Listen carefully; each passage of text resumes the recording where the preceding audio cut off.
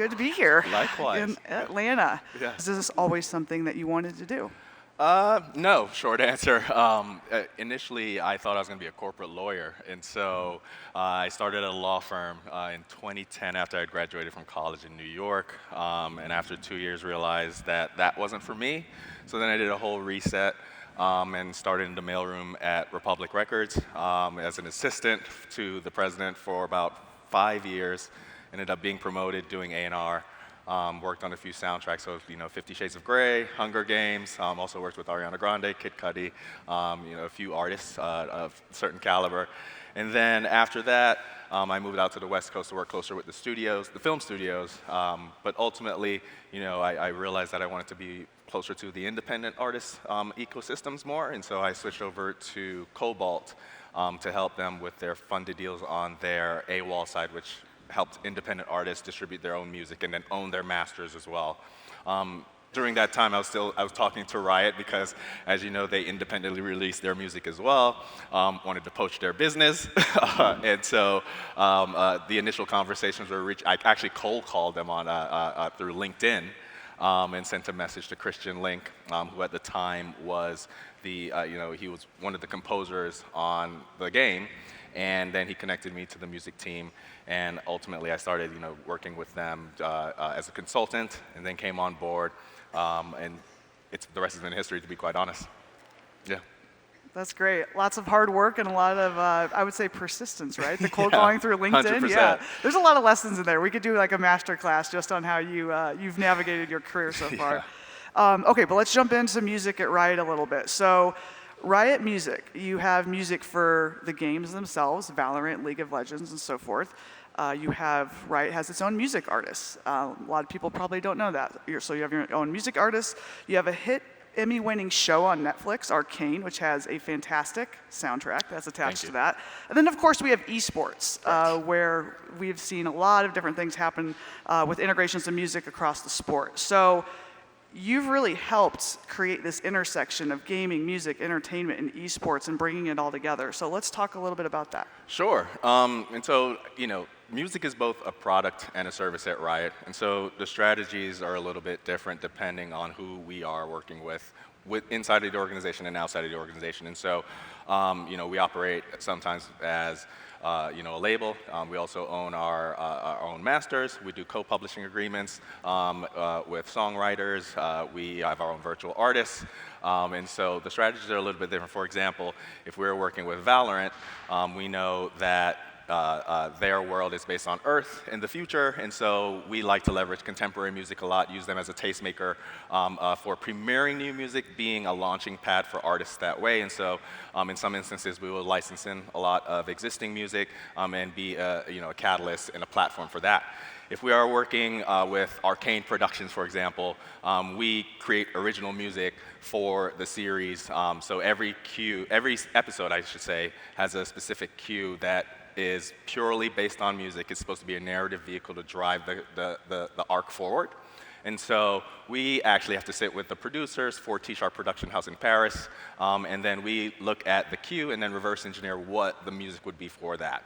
And so that's almost as an agency in some instance, right? And then if we are working with League, they're in the world of Runeterra. It's a lot fantasy-driven. You have to suspend disbelief in some instances. And so for us, we actually have to sit with the creative directors and, sometimes different parts of the organization to understand what they're trying to accomplish and then try to distill that into a musical experience, right? And then if we're working with esports, for example, you have your world's opening ceremony, but then you also have your world's anthem. And so we actually work with you guys to craft something very super bespoke so that when you go to Worlds, what we do instead of a halftime show is an opening ceremony where we pull that performance forward. The artists that are usually featured on the song, they come to Worlds and they perform. And so, a great example of that would be like the 2019 show, which we'll show in a little bit. But including that, we also do for our content creator community, what we realize that in some instances, when they are previewing our games or doing reviews on our content, and they have, say, a song that is playing in the background, they usually get DMCA copywritten. And so we actually created Sessions, which is just a package of releases that are that are creator safe. So I should actually make a distinction there. Creator safe, copyright free, and DMCA free are 3 discrete things. And so we actually have to navigate the nuances there to make sure that our creator community can leverage the music properly, but at the same time amplify what they're trying to communicate, what they're trying to get across to the gaming community as well. So going back to the opening ceremony, we still have to then integrate some of those rights into the song from a rights perspective to be able to have our player community leverage it in that same instance. And so a good example of that is True Damage, as well as Awaken that we did in 2019 in Paris. I think you have a clip that we could show that as well. Great. Yeah. All right, so I think we have the 2019 opening ceremony clip queued up. So yes, as Andre mentioned, what you all will see in that is kind of innovative technology merged with like this cross-section of esports, as well as the artist True Damage, which is a Riot, I would say, owned and created artist group. Correct. And so you'll see how this comes to life on the world's biggest stage for esports. So let's take a look. No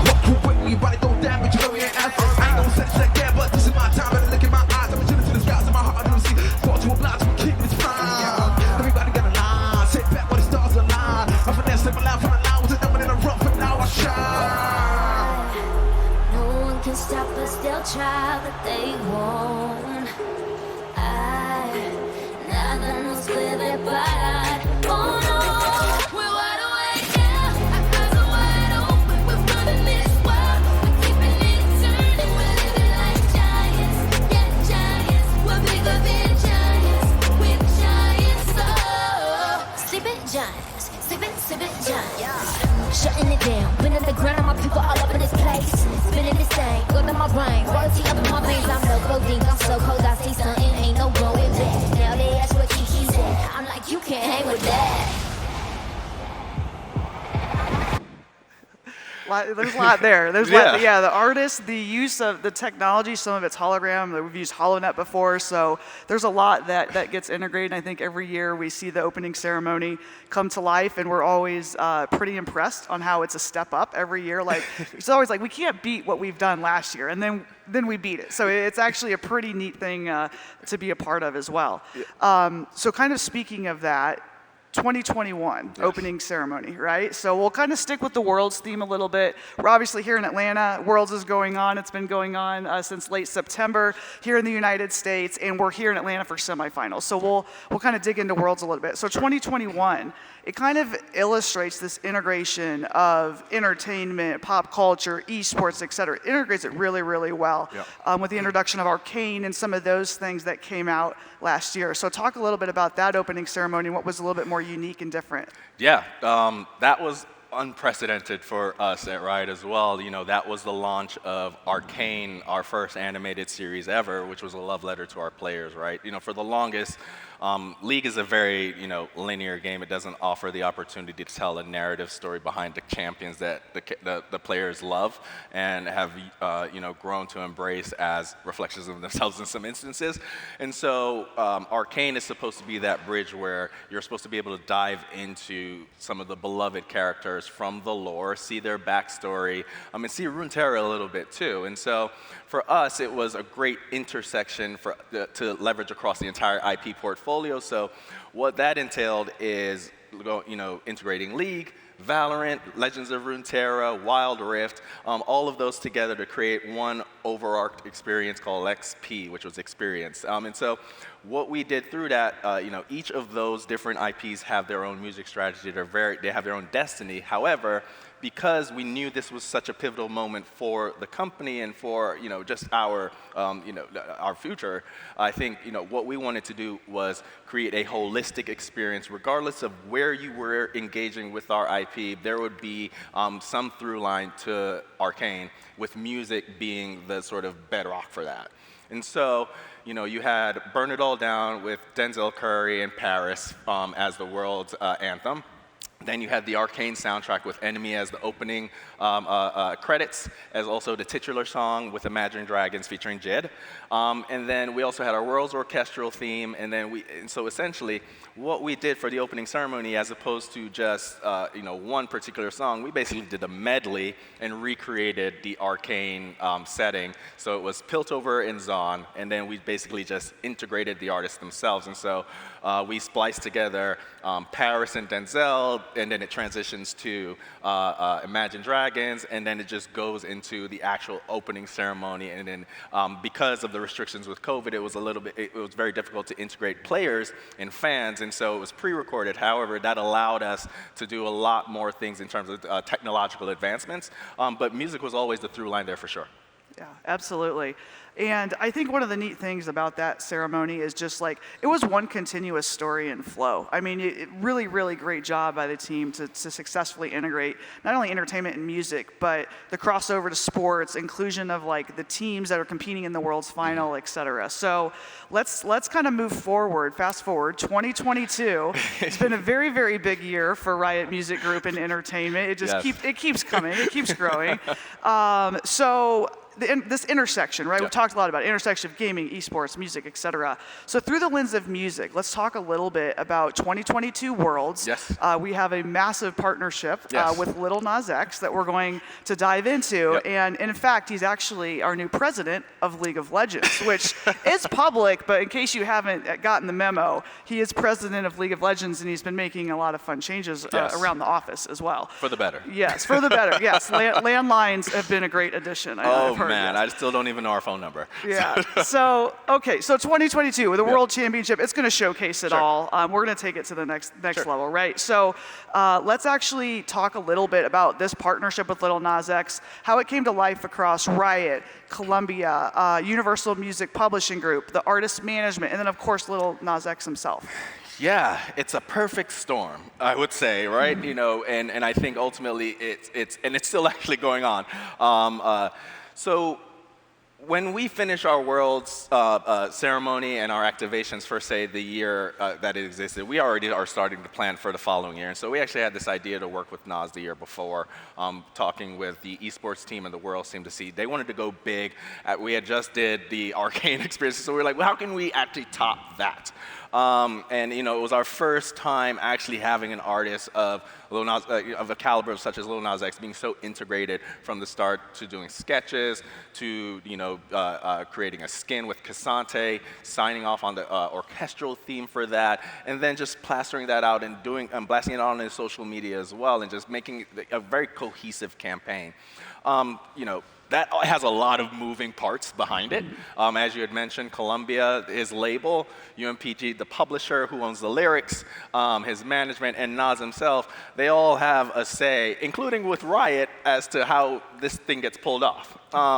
And so my job is to actually play air traffic control and help the internal teams kind of navigate the nuances of the business behind it so that the creative can flourish. And so I remove all the blockers. So I work with our legal teams, I work with our finance teams, our licensing teams, our IP management teams, the skins team, all of those things, and basically to craft this sort of dance and this waltz to make sure that each of the milestones of the creative process isn't blocked by the minutia of the business, right? Mm-hmm. And so that'll entail, if I'm going to the label, working with the legal team to draft an agreement for the waiver, because Nas is basically signed to them, and so then I have to ask them for permission for him to then use his content in our IP. Then I have to go to the publisher and say, hey, I need to be able to use this lyric similar to how I use his voice. And then I talk to management, is this okay? And then I talk to Riot, I'm like, is this okay? And so, all of those different sort of, opinions always have to come together to create a cohesive product. And so sometimes, we butt heads, but at the end of the day, it's player experience first. And so we have to make sure that there's a seamless sort of experience where the player doesn't see any of that, and there's no friction. And so I'm the main conduit to kind of demystify that within the org a little bit. But throughout it, Nas has been a great partner, and it also turns into a great example of the pitfalls of having so many stakeholders. Sometimes our strategies and our sort of ideologies differ on how we leverage music and the IP. And so, as you know, Riot likes to be able to have the least amount of barriers to entry in terms of engaging with our content. Labels, on the other hand, sometimes are a little bit more restrictive because it's, they have a stake in their rights and the IP, and so I have to respect that as well. And so it's a push and pull, a give and take, and a negotiation at the end of the day. And in some instances, we don't get everything that we want. They don't get everything that they want either. But if there's enough to where the player experience is sustained and amplified, then I think it's a win-win for everyone. Yeah, and you hit on a lot of things right there. Like, I mean, the music expertise and knowledge of the industry is so important, but so are things like really strong communication, the collaboration and teamwork to get everybody working together, the influence you have to ultimately create the best partnership for everybody involved, both the artist and of course Riot as well. Yep.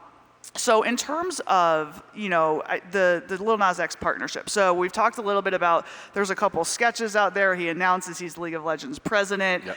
But then it's been also followed up by some additional things. So release of the 2022 World's Anthem, Star Walking, which all of these are on YouTube, Riot Games, YouTube and channels. Spotify. And Spotify, of course. So that's out there. But then there's also, Lil Nas X was heavily involved in designing or helping create a new champion and a prestige skin line attached to that as well. So can you talk just a little bit about some of the in-game things that you did with him? So Kisante, which is the champion that Lil Nas had a very large input in how he was created, how he looked, his vocals, his attacks and everything like that. The skin itself, the prestige skin, he had a say in how it was designed. As you saw, if you go on the YouTube clip and you see it, at the end it says Lil Nas X, League of Legends, because we wanted this to be a true partnership. Because sometimes, in some instances, we integrate an artist and there isn't that synergy where they understand the lore, they understand our ecosystem, they understand our players, and they see that, our players see that, and they let us know.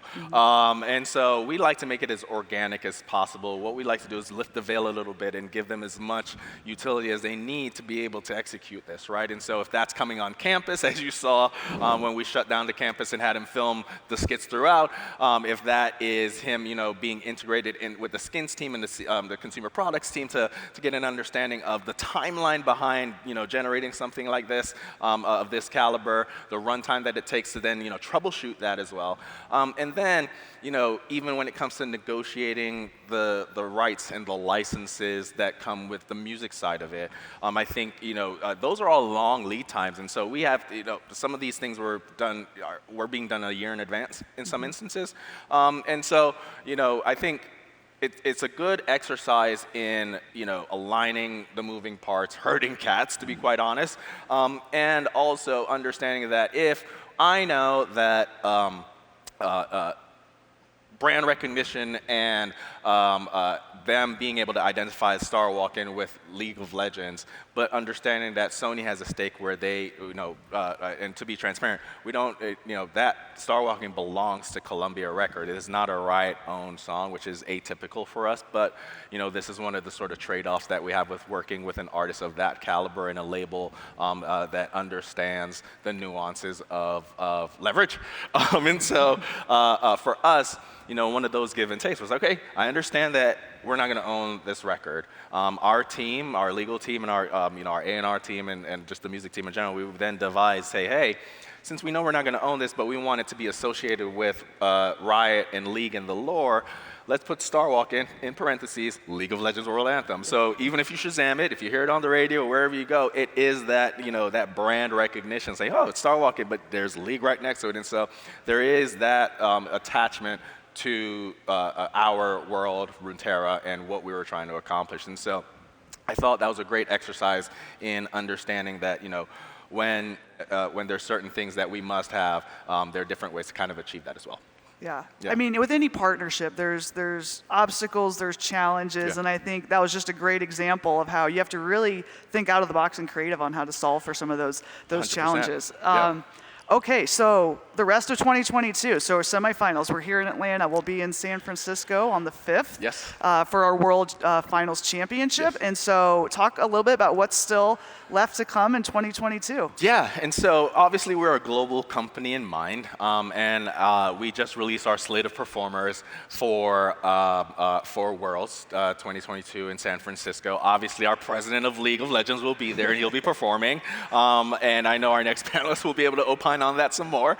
And then we also, because as I said, we're global in mind, and we like to make sure that even regions outside of North America are able to enjoy, what we're trying to activate against, right? And so China is one of our biggest markets as well. So Jackson Wang is actually going to be performing at Worlds as well. And then season start, we have our beloved partners Vi and Etta Hayes and Louis Liebfried.